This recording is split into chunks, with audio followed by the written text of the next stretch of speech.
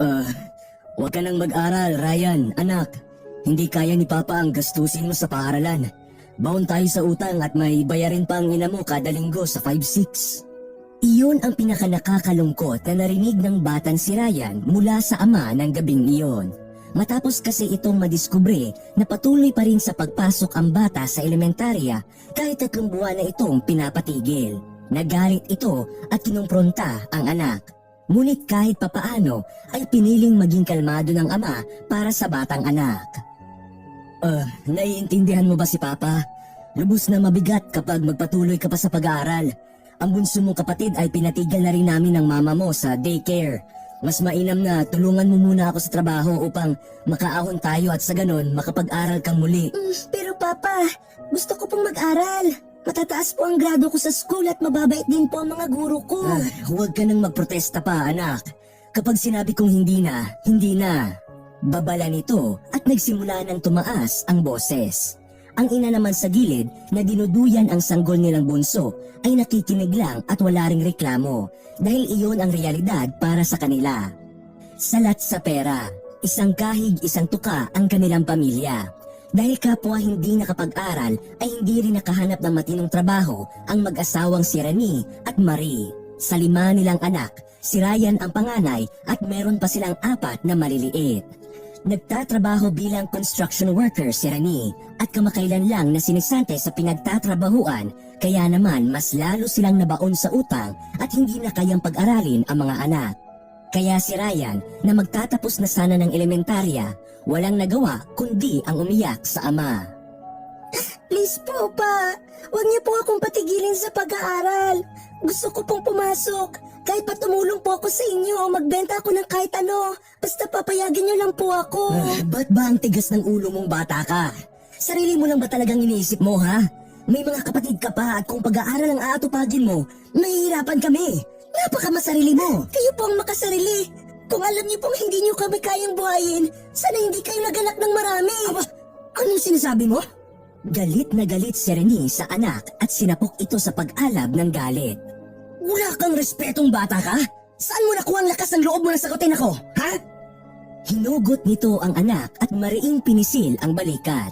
Kaya naman, napaiyak sa sakit ang batang si Ryan. Gusto ko lang naman pong mag-aral. Hindi ka na mag-aaral. Tapos ang usapang ito. Malakas nitong tinulak sa dingding ang bata at galit na lumabas ng bahay. Ang ginang na nasa duyan ay umiwas lamang ng tingin at tinago ang pagbasa ng mga mata. Wala itong mapilian at ang tanging magagawa lamang ay maawa sa asawa at anak. Ma, tulungan mo naman po akong kumbinsihin si Papa. Malapit na po ako makapagtapos ng elementarya. Ilang buwan na lang po. Sayang kung ititigil ko pa. Sa murang edad, napaka-mature ni Ryan magsalita. Dahil na rin siguro sa maagang namulat sa responsibilidad dahil sa kahirapan. Huwag mo nang kontrahin ng papa mo, anak. Mas lalo ka lang masasaktan nun. Napaikbi na ang bata at sa sobrang sama ng loob, lumabas din ito ng bahay at tumakbo patungong tulay upang doon ilabas ang sama ng loob. Bakit pa ako pinanganak sa mahirap na pamilya? Gusto ko pang makamtan ng pangarap ko. Gusto ko mag-aral para mayangat sila sa kahirapan. Nanginikip ang dibdib ng bata.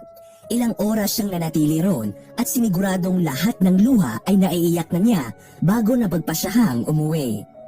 Pagdating sa munti nilang kubo, naabutan niyang tulog na ang pamilya at may nakalagay na lang na natirang kanin sa lamesa sa gilid ng lampara. Bumuntong hilinga ang batang lalaki at muling natauhan sa estado nila sa buhay. Habang sinusubo ang kanin at asin, iniisip niya ang buhay na kabaliktaran ngayon. Kailan kaya kami yayaman? Maliit pa man, alam ng bata ang sagot sa katanungan niya. Alam din niya ang tugon sa minimithi, kaya naman muli siyang naglalakas ng loob na ipagpatuloy ang pangarap sa kabila ng banta ng ama. Magpapatuloy ako sa pag-aaral. Bahala na ang Diyos sa akin. Deklara niya. Kinaumagahan, maaga silang nagising magpamilya dahil maaga ring umalis ang ama upang maghanap ng bagong trabaho sa Manila. Iiwan ko kayo rito pansamantala. Ikaw, Ryan ang inaasahan kong magbantay sa mama mo at mga kapatid mo. Sinasabi ko sa'yo, sa oras na malaman kong pumasok ka ulit ng paaralan, uuwi ako at bubugbugin kita. Naintindihan mo ba? Opo. Pag-uutal na kanyang sagot. Mabuti naman. Aalis na ako. Susubukan kong makahanap ng trabaho agad pagdating ko ron para makapagpadala ko sa inyo. Tiwala lang tayo sa Panginoon. Mag-iingat ka, mahal. Kayo rin dito, mahal. Mamimiss ko kayo. Mahirap mang iwan ang pamilya, walang choice si Rene. Kailangan itong makipagsapalaran sa mas malaking syudad upang mabuhay ang mag-iina. Samantala sa kabilang banda, pakiramdam ni Ryan ay maiiyak din siya sa pagtanaw ng unti-unting pagkawala ng imahe ng ama sa paningin. Kahit pinagbabawalan siya nito, mahal pa rin ng bata ang ama. Sinusubok lang sila ng kahirapan. Pumasok na tayo. Mukhang uulan. Sige po, Ma. Mama, padadalhan ba tayo ni Papa ng fried chicken kapag magkapera siya? Tanong naman ng kasunod na kapatid niyang si Ronnie. Oo, at mas marami pang pagkain ang matitikman natin sa oras na magkapera tayo, Ronnie. Talaga, Kuya? Gusto ko yun. Pinagmasdan ni Marie ang mga anak at natutok iyon kay Ryan. Anak, kung may bala ka mang labagin ang sinabi ng ama mo, huwag na. Maawa ka. Hindi po, Ma. Huwag po kayong mag-alala. Ngumiti siya sa ina at pinakitang sincero siya sa sagot. Mabuti na lang din at nakumbinsi din naman agad ito. Maghahanap po ako ng trabaho sa merkado. Siguro matatanggap na rin naman po akong kargador doon. Sigurado ka ba? Opo. Sige, basta't mag-iingat ka, anak. Nagpapasalamat si Ryan na pumayag ang ina sa kanyang paalam. Ngunit ang totoo, mag-aaral siyang muli. Nagsinungaling man siya at nakokonsensya rito, ngunit mataas din ang pangarap ng bata at para iyon sa pamilya. Kaya lingid sa kaalaman ng mga ito, pumasok muli sa elementarya si Ryan habang nagbebenta ng kahit ano basta magkapera lamang. Naging student boy rin siya ng mga guro sa paaralan, kaya naman naging libre na ang kanyang pag-aaral. Ang sipag mo talaga, Ryan. Nakakabilib ka. Maraming salamat po, Ma'am. Sa susunod po ulit, ha. Kapag may kailangan po kayo, ako lang po ang hanapin ninyo. Oo naman, iho. Oh, ito, 100. Bumili ka ng ulam ninyo mamaya. Opo, Ma'am. Salamat po. Araw-araw, ganun ang sitwasyon niya. Maaga siyang umaalis ng bahay ng nakapangkargador at bumibihis lang pagdating ng waiting shed at magpapalit na naman muli bago umuwi ng bahay. Kahit papaano ay nakaginhawa ang bata dahil hindi na pagsususpetsahan ng ina. Wow! May dala kang spaghetti, Kuya! Inilapag niya sa mesa ang dalang box ng Jollibee. Excited talaga siyang umuwi upang ipresenta iyon sa kanila. Saan mo nabili ito, anak? Tuwang tanong din ng ina.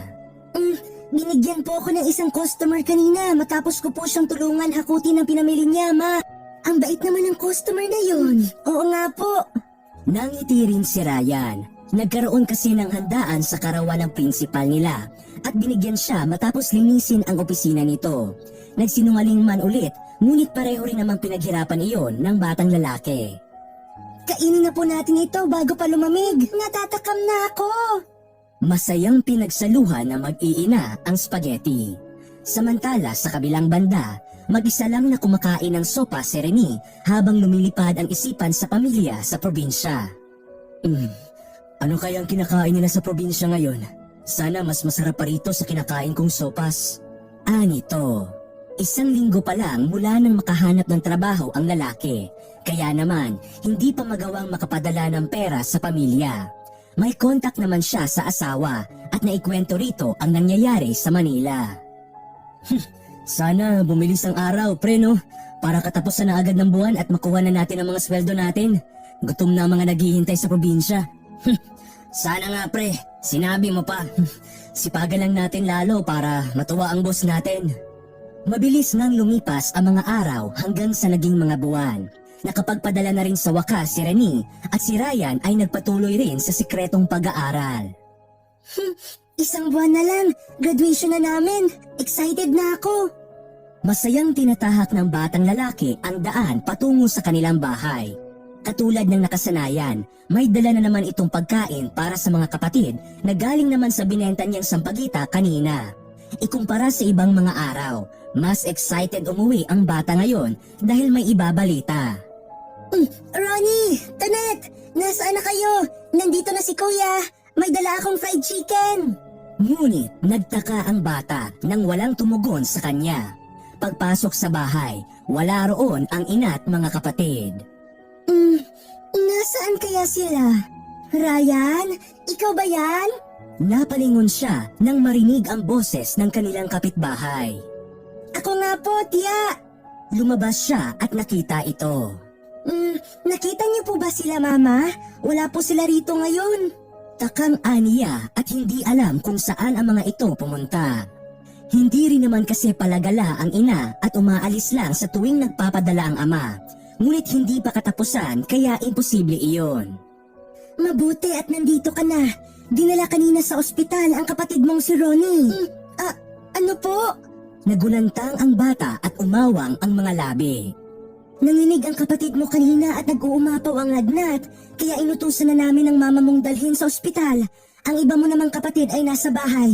Huwag kang mag-alala sa kanila dahil naglalaro sila ron. Pakiramdam ni Ryan ay hindi niya alam ang gagawin. Gusto niyang kamustahin ang mga kapatid, ngunit nag-aalala rin siya kay Ronnie na nasa ospital. Saang ospital po sila dinala, Tia? Sa kabilang bayan. Pupuntahan mo ba sila? Opo. Sige na, baunin mo itong kanin. Hindi pa nakakakain ng tanghalian ng ina mo. Lubog man sa iniisip ang utak, tinahak ng bata ang daan patungong daanan ng jeep. Sa kanyang paglalakad ay unti-unting nanlabo ang kanyang paningin at kasunod na rin itong pumatak ng walang pakundangan. Ang kasiyahan kanina ay napalitan ng pag-aalala. Lord, sana huwag mo pong hayaang mawala sa amin si Ronnie. Mahal na mahal ko po ang kapatid ko. Matapos bumiyahe ng 1 oras, nakarating sa ospital ang bata at muntikan pa siyang huwag papasukin ng guard. Na-ospital po ang kapatid ko rito, Manong Guard. May dala po akong pagkain kasi hindi pa po nakakapagtanghalian ng mama ko. Nakaramdam naman ang guard kaya hinayaan itong pumasok ang bata. Mano-manong binasa ni Ryan ang signages hanggang sa makarating sa emergency room. Doon, mabilis niyang nakita ang ina na kalong-kalong ang kapatid habang may kausap na isang lalaki. Nanindig ang balahibo niya. Papa?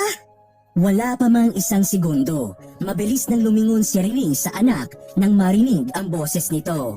Pakiramdam ni Ryan, lumukso sa saya ang kanyang puso nang makita ito pagkatapos ng ilang buwan. Ang kanyang takot at pag-aalala ay agarang naglaho na makita ito. Namiss po kita, Papa. Lumapit siya at umakmang yayakap dito. Ngunit mahigpit siyang hinarap ng ama at galit ang mga mata nito. Kasalanan mo to! Papa, bakit po kayo galit? Takang-taka ang batang lalaki sa ginawa ng ama. Binalaan na kita, hindi ba? Sa oras ng malaman kong nag-aaral ka pang muli, bubugbugin kita! Kita mo nang nangyari? Dahil sa katigasan ng ulo mo, ay napahamak pa ang kapatid mo! Bumuhos ang luha niya. Hindi ko po sinasadya, Papa. Sinabi ko nang bantayan mo ang kapatid mo dahil hindi kaya ng mama mo. Pero inuuna mo pa rin ang pagpasok sa paaralan? Wala kang silbi! Pakiramdam niya, guguho na ang kanyang buong mundo. Alam ng bata na darating ang panahon na madidiskubre ng ama ang sikreto niya. Ngunit hindi niya inaasahan na sa araw na iyon na. Hindi siya handa. Bakit bang tigas ng ulo mo, ha? Anak ba talaga kita? Binigo mo ako? Umasa akong tutuparin mo ang pangako mo?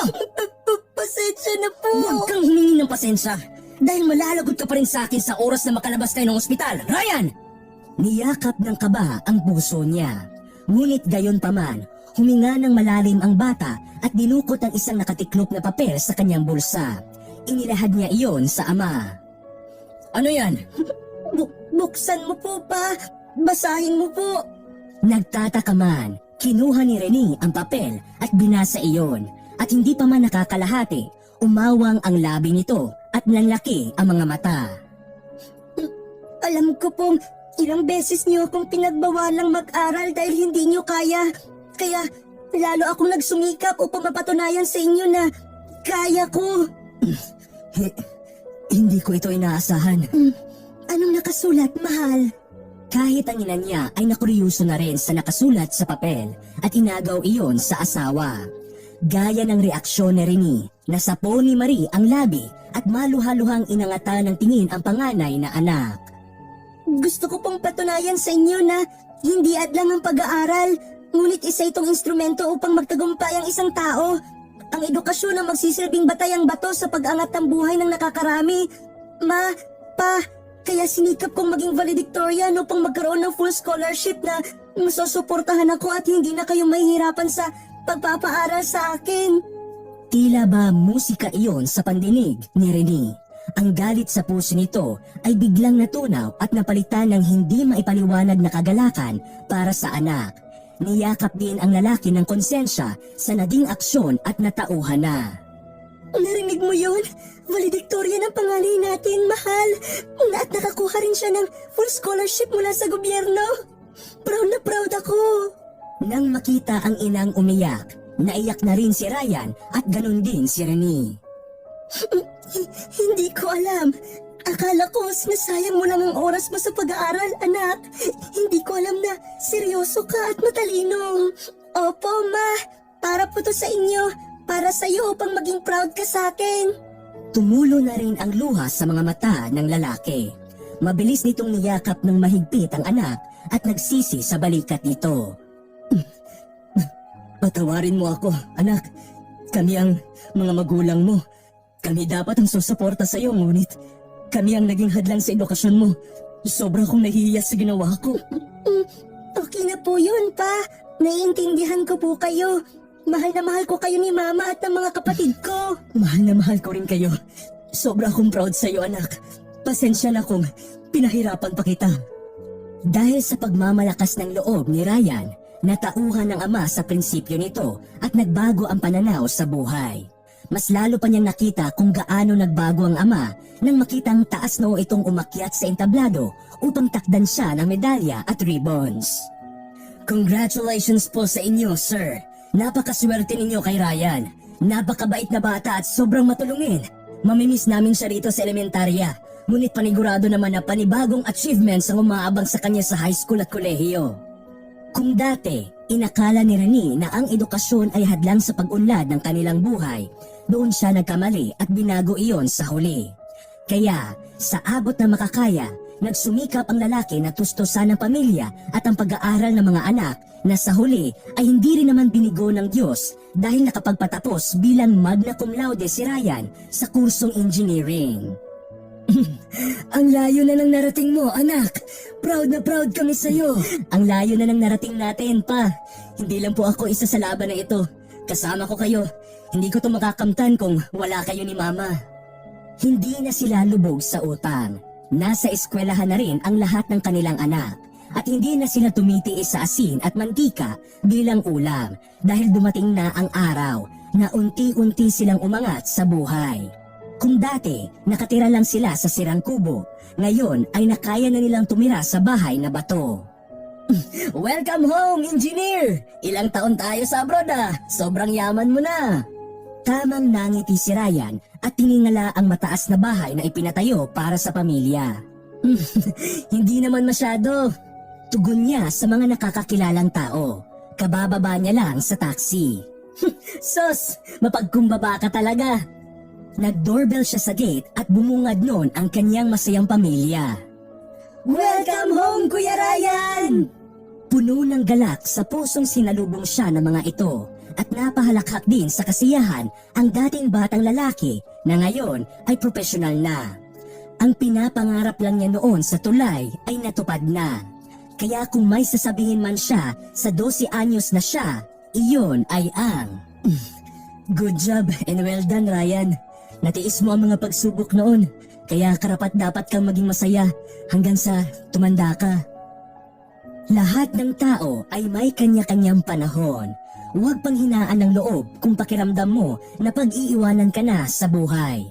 Dahil ang lahat ay may dahilan, basta't maniwala ka lang sa Diyos at siguradong di kanya pababayaan. At dito na po nagtatapos ang ating kwento. Sana ay may natutunan po kayo. Maraming salamat po at muli